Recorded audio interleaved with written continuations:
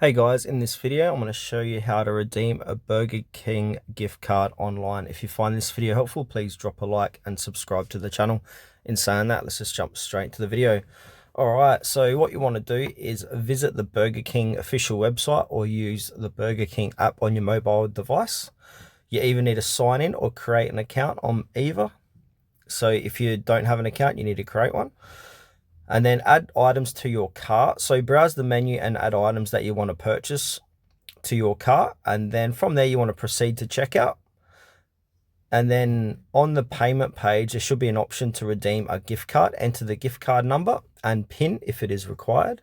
And then apply the gift card to your order. The total amount of your order will be deducted from the gift card balance. And from there, review your order and payment details. If there is any remaining balance after applying the gift card, you can pay it using another payment method. Finally, place your order. And then once done, you should receive an order confirmation once your payment is processed successfully.